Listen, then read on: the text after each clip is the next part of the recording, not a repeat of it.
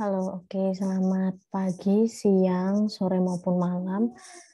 Untuk para mahasiswa psikologi pendidikan yang di mana mata kuliah ini merupakan mata kuliah penciri UNES seperti yang sudah kita bicarakan di minggu lalu, maka di pertemuan kedua ini kita masuk pada satu materi yaitu hakikat psikologi pendidikan dan pendidik sebagai agen pembelajaran. Mari kita pelajari bersama-sama dengan video yang sudah saya siapkan ini. Semoga menjadi satu media pembelajaran yang mudah untuk kalian pahami dan kalian bisa kembangkan dengan materi yang kalian jumpai atau kalian dapatkan yang lain. Oke, kita berdiskusi di awal. Jadi ketika mendengar kata seorang pendidik, coba kalian ingat kembali masa-masa di mana kalian erat dengan seorang pendidik, mungkin bisa di masa sekolah maupun di saat kalian kuliah, begitu. Tulislah minimal 5 karakter pendidik yang baik berdasarkan pengalaman masing-masing di institusi pendidikan. Nah, kemudian kalian bisa diskusikan dengan teman lainnya di dalam kelompok, apakah mereka juga menemukan karakteristik yang sama seperti yang kalian berhasil temukan, atau justru ada perbedaan. Dan kemudian diskusikanlah bersama dan ambillah keputusan sebenarnya 5 karakteristik utama apa yang diperlukan sebagai pendidik, sebagai seorang yang menjadi agen pendidikan, begitu ya, berdasarkan diskusi kalian. Silahkan ambil waktu untuk berdiskusi bersama. Nah, kemudian yang kedua, silahkan untuk berdiskusi dalam kelompok yang sama mengenai lingkungan belajar seperti apa yang cocok untuk kalian, dan sebutkan alasannya. Aktivitas belajar seperti apa yang dapat mendukung pembelajaran. Di samping itu, kalian juga perlu diskusikan hal apa yang menghambat pembelajaran dan bagaimana mengatasi hambatan tersebut. Tentunya ini akan lebih berguna jika kalian mendiskusikannya sesuai dengan pengalaman-pengalaman pribadi kalian yang selama ini kalian berhasil untuk jumpai dan kalian benar-benar alami dan sebenarnya sudah teratasi, dan kalian boleh ingat kembali seperti apa solusi yang kalian lakukan. Silahkan berdiskusi. Oke.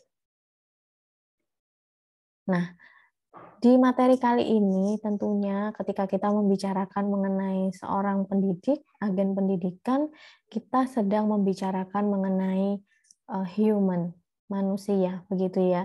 Baik kita sebagai pribadi maupun kita sebagai seorang pendidik, sebenarnya kita tidak terlepas dari aspek-aspek yang kita miliki sebagai manusia.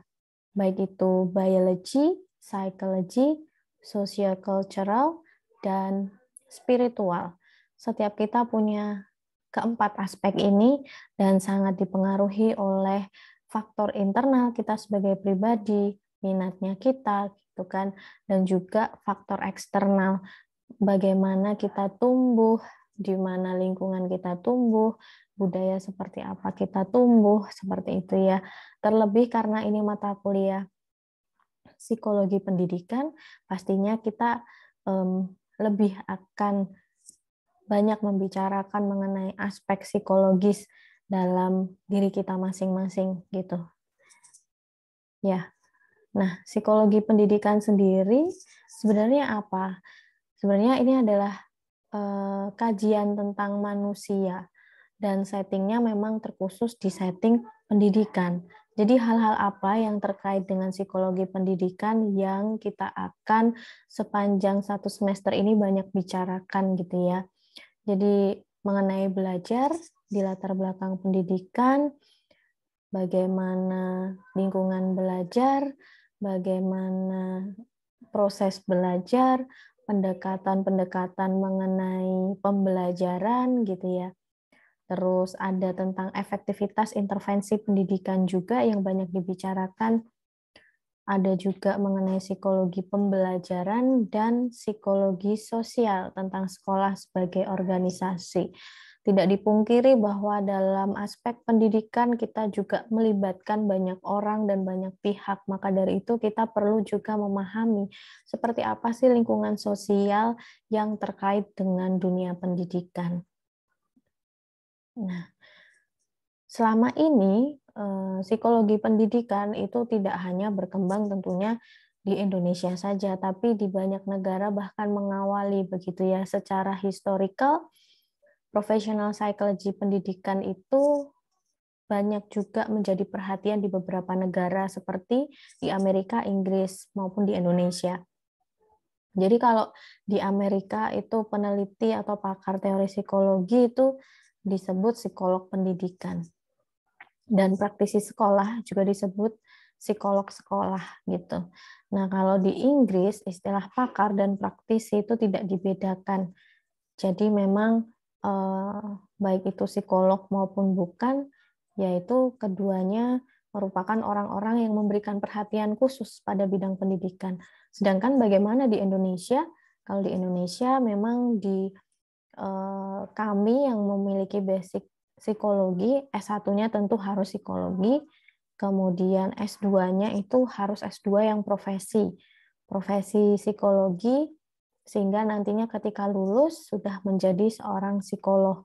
Nah, psikolog ini memang di Indonesia masih terbatas, ada beberapa yang major ya, yang major. Jadi salah satunya adalah psikolog pendidikan. Nah, pengertiannya sendiri untuk psikologi pendidikan ini kadang juga dipandang sama halnya dengan psikologi belajar dan mengajar. Karena memang para pakar psikologi pendidikan ini banyak mengkaji, kemudian meneliti, mendeskripsikan gitu ya. Kemudian dari proses belajar mengajar ada temuan hambatan atau satu metode yang dinilai lebih efektif, sehingga mereka juga dalam prosesnya memperbaiki kegiatan belajar mengajar. Banyak menghabiskan waktu untuk memahami seperti apa proses belajar yang memang sesuai dengan anak didiknya atau sebagai subjek penerima dari satu program pendidikan. Dan ada pula seperti yang kita ketahui, banyak juga jenis-jenis pendidikan yang memang terfokus pada anak berbakat atau anak berkebutuhan khusus, anak yang mengalami hambatan belajar. Nah, itu tentunya memiliki satu desain proses assessment yang berbeda ketika dibandingkan dengan subjek yang istilahnya normal bermasalah gitu ya, seperti kita pada umumnya. Nah, ini ada satu pengertian yang disampaikan oleh Glover dan Roning bahwa psikologi pendidikan sebagai penerapan prinsip dan metode psikologi untuk mengkaji perkembangan. Ingat bahwa ada satu pertemuan di perkuliahan kita juga membahas mengenai perkembangan manusia gitu ya. Kemudian ada mengenai belajar, motivasi, juga kita akan pelajari pembelajaran, penilaian, dan isu-isu terkait lainnya yang mempengaruhi interaksi belajar mengajar. Banyak hal yang bisa dibahas ketika terkait dengan dunia pendidikan, baik dari sisi pendidiknya maupun subjek proses pendidikannya gitu ya. Jadi keduanya yang saling berinteraksi, tentunya banyak isu yang bisa mempengaruhi interaksi antara keduanya, sehingga materi yang disampaikan, isu atau mengenai pembelajaran yang disampaikan itu bisa diterima dengan efektif oleh penerima pendidikan. Nah, ini dari Mayer 1987 mencoba untuk membandingkan begitu. Ada dua pendekatan besar yang sebenarnya kita juga kenali, ada yang lain juga humanistik ya dalam perkembangannya di dunia pendidikan maupun di dunia psikologi pada umumnya. Nah, ini Meyer pada tahun tersebut membandingkan pendekatan behavioristik dan pendekatan kognitif. Sambil membaca, mungkin kalian bisa juga merenung-renungkan selama kalian menjalani proses pendidikan, mana ya yang banyak kalian terima atau para pendidik kalian itu pakai untuk proses pembelajaran bersama dengan kalian gitu. Yang pertama, behavioral ini menentukan hubungan manipulasi pembelajaran dengan hasil pembelajaran. Jadi di situ ada istilahnya manipulasi secara stimulus, memberikan stimulus dan manipulasi sehingga kemudian tingkah laku dari anak didik itu akan berubah.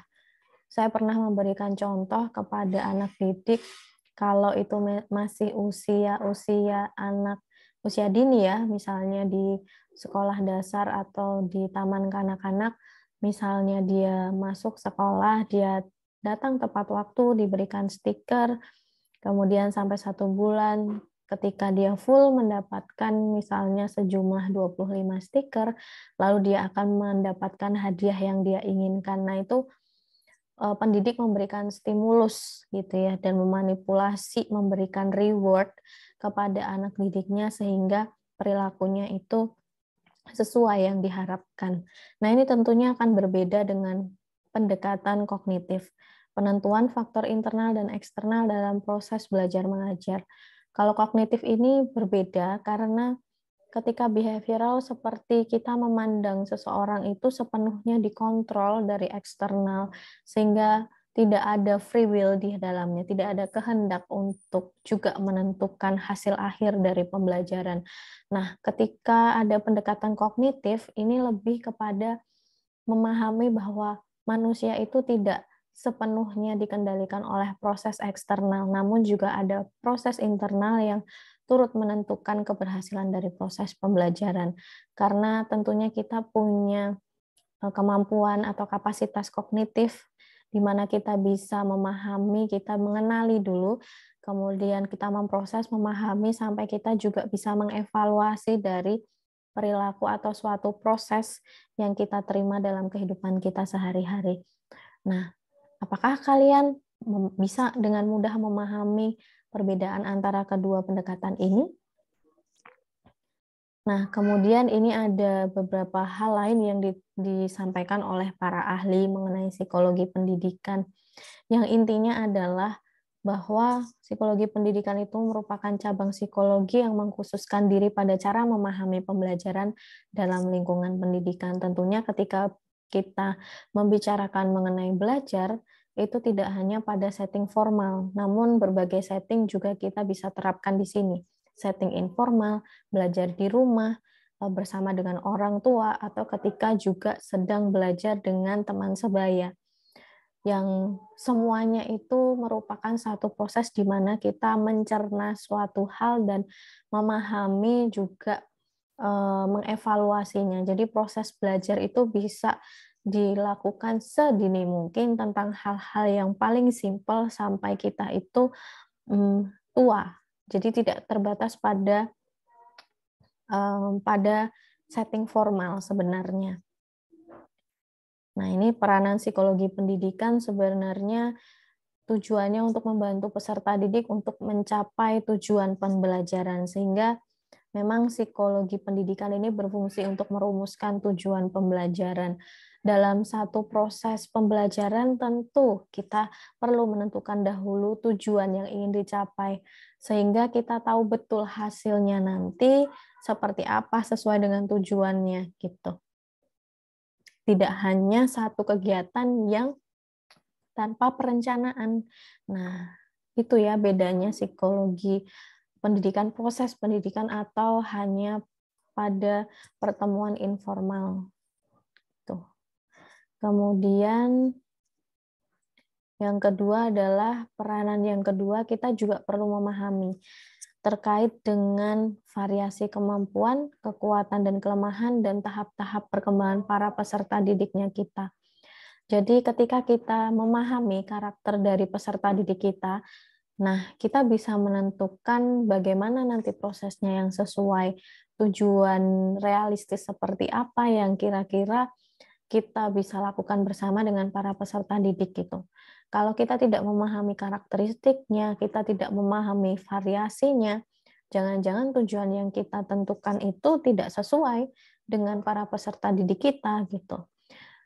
Coba kalian bandingkan antara MKU Psikologi Pendidikan dengan mata kuliah keprodian yang kalian dapatkan dari jurusan.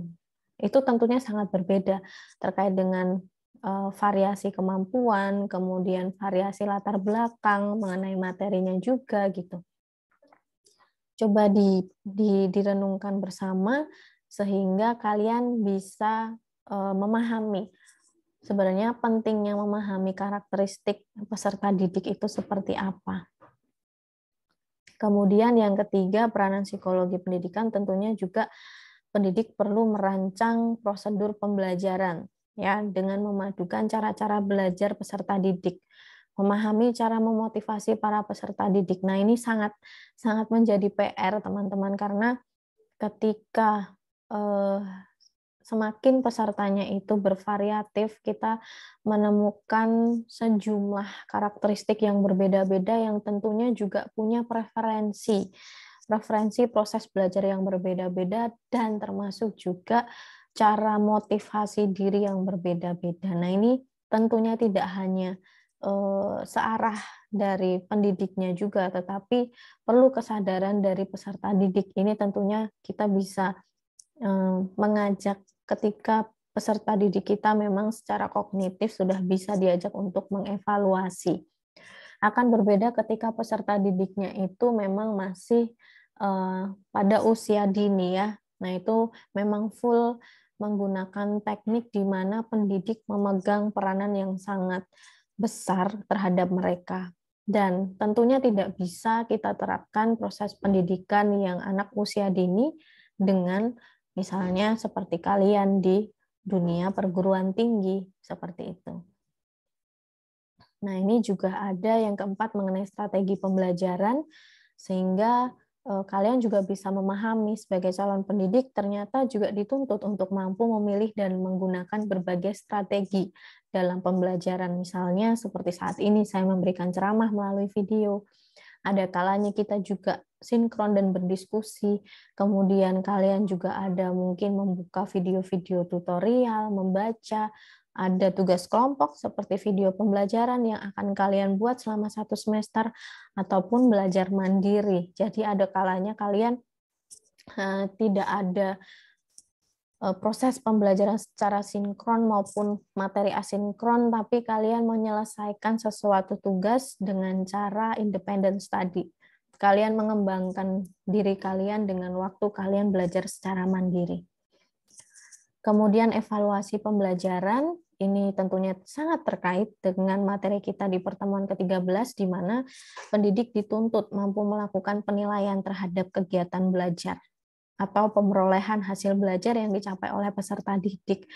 Jadi mulai dari tujuan, kemudian prosesnya di awal itu sudah ditentukan bagaimana cara evaluasi pembelajarannya, sampai pendidik juga mampu untuk memberikan nilai secara objektif maupun secara kualitatif yang mengandung ada subjektivitas. Tentunya semuanya terukur dan bisa dikuantifikasikan sehingga seperti kalian menjalani 1 semester, kemudian di akhir semester kalian memperoleh nilai dalam bentuk baik itu huruf maupun angka sebagai satu hasil evaluasi pembelajaran yang sudah kalian lakukan selama 1 semester. Nah, itu juga seorang pendidik harus mampu memberikan itu. Nah, ini beberapa pandangan mengenai seorang pendidik yang profesional gitu ya. Nah, ini pendidik merupakan jabatan profesional dan memberikan layanan ahli yang menuntut persyaratan kemampuan yang secara akademik dan pedagogis dapat diterima oleh pihak di mana pendidik bertugas, baik penerima jasa layanan secara langsung maupun pihak lain terhadap siapa pendidik bertanggung jawab. Jadi yang perlu kalian tahu mungkin bisa saya contohkan dengan proses di mana saya menjadi seorang pendidik begitu ya. Yang paling gampang saya contohkan. Seperti ketika proses di mana ketika saya ingin menjadi seorang dosen, seorang pendidik, saya melalui banyak sekali fase, di mana di situ saya harus menjalani proses dan evaluasi gitu ya. Ketika saya mulai untuk mendaftar menjadi CPNS, saya harus lulus dulu secara kapasitas kognitif mengenai wawasan kebangsaan, mengenai kemampuan intelijensi umum, mengenai kepribadian saya juga dievaluasi, sehingga kemudian ketika itu dinyatakan lolos dan layak, memasuki tahap yang berikutnya ada proses wawancara di situ, sehingga tadi yang disebutkan sebagai pihak lain gitu ya, yaitu pihak kampus itu mencoba untuk memahami dan mengenali seperti apa diri saya melalui wawancara, seperti apa kompetensi saya, kemudian ada juga satu tes yang namanya micro teaching di mana saya harus menampilkan bagaimana selama ini saya mampu mengajar begitu ya di hadapan para penilai dan juga sejumlah mahasiswa waktu itu, sehingga kemudian diumumkan hasil evaluasinya ternyata saya lolos, kemudian masuk pada proses apa namanya tahun-tahun awal itu sebagai CPNS gitu, saya menerima surat keputusan, kemudian saya berlatih untuk mengajar, didampingi juga oleh para senior, kemudian melewati juga fase di mana saya harus menjalani prajabatan. Jadi di situ saya dibekali terkait dengan banyak hal, terkhusus juga mengenai bagaimana cara untuk mendidik para anak didik yang nantinya saya akan hadapi. Kemudian di situ masih ada pelatihan-pelatihan yang saya terima seperti pekerti, saya dibekali dengan berbagai macam pola teknik proses pendekatan yang bisa saya gunakan selama saya mengajar. Kemudian banyak hal lainnya juga yang saya juga dibekali.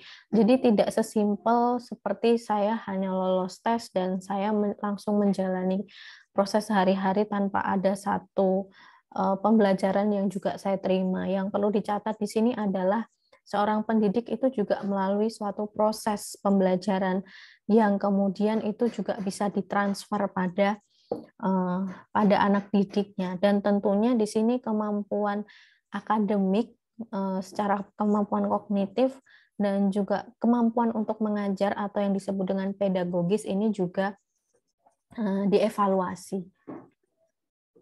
Oke, kemudian hakikat pendidik yang profesional ini kalau boleh kita ringkas dengan beberapa kata, kira-kira seperti ini. Jadi, penguasaan di bidang studi, seperti misalnya saya mengajar psikologi pendidikan dengan basic saya memang bidang psikologi, dan kemampuan memahami peserta didik yang itu keduanya perlu terintegrasi, terproses secara dinamis. Pastinya saya perlu waktu juga untuk memahami seperti apa sih karakteristik mahasiswa saya. Terlebih sekarang tantangannya lebih besar bahwa proses belajar mengajar yang dilakukan harus secara online. Nah, itu satu PR tambahan sebenarnya karena pastinya akan lebih mudah untuk berinteraksi ketika bisa saling tatap muka dibandingkan dengan online gitu.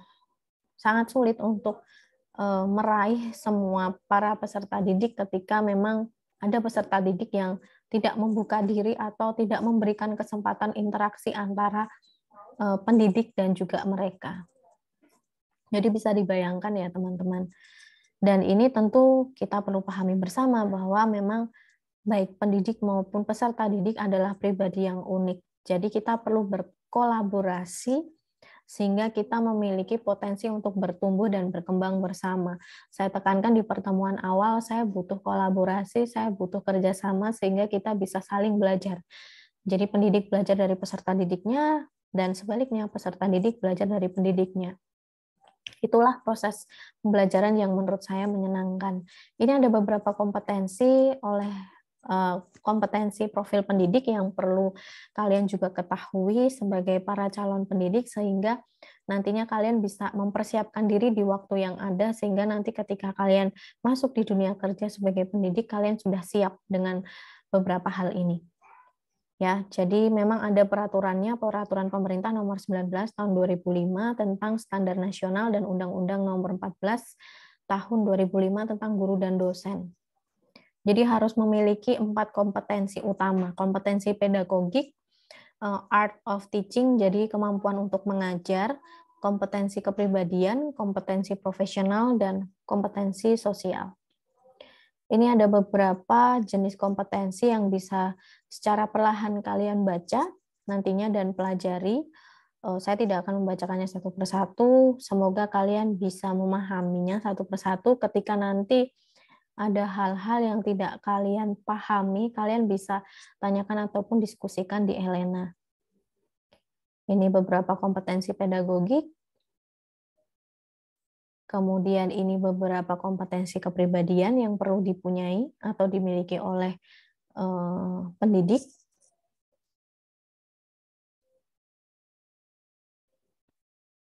Ini kompetensi profesional.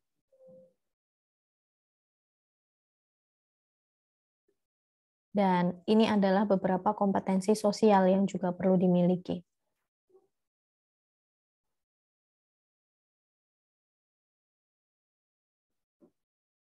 Oke, nah sebagai penutup ada satu istilahnya panduan ya yang bisa kalian pakai untuk mengerjakan refleksi atau berefleksi secara pribadi yang nantinya kalian akan tuliskan di forum Elena dengan menjawab pertanyaan di bawah ini.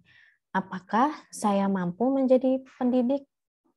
Sebutkan alasannya. Apa kelebihan yang saya miliki? Kalian mungkin bisa menyebutkan dari beberapa kompetensi, 4 kompetensi utama tadi, sehingga kalian evaluasi berdasarkan pengalaman-pengalaman pribadi, berdasarkan fakta-fakta yang sudah ada dan kalian alami secara personal. Yang ketiga, kelebihan apa yang dapat mendukung saya menjadi pendidik profesional? Kalian bisa melihat tadi pada list kompetensi profesional. Dan yang keempat, kekurangan yang perlu saya perbaiki apa saja, atau kemampuan apa yang masih perlu saya kembangkan. Oke, jadi para mahasiswa silahkan kembali mempelajari hal-hal yang sudah saya sampaikan tadi. Kalian boleh memutar ulang, mencoba memahami kembali mengenai hakikat pendidik dan proses pendidikan ini, dan pada akhirnya nanti diharapkan kalian bisa berefleksi dan menuliskan refleksinya di forum Elena pada link yang sudah saya sediakan pada setiap rombel. Semoga materi hari ini bisa menolong kalian atau membantu kalian untuk lebih memahami sejauh mana kesiapan kalian untuk sudah menjadi seorang pendidik, siapa diri kalian secara pribadi, sehingga kalian bisa mengembangkan lebih lagi baik itu kompetensi pedagogik, kompetensi profesional, kompetensi kepribadian dan sosial sebagai persiapan nantinya kalian akan bertugas sebagai para agen pendidikan. Terima kasih. Cukup sekian bisa saya sampaikan. Sampai jumpa di lain kesempatan.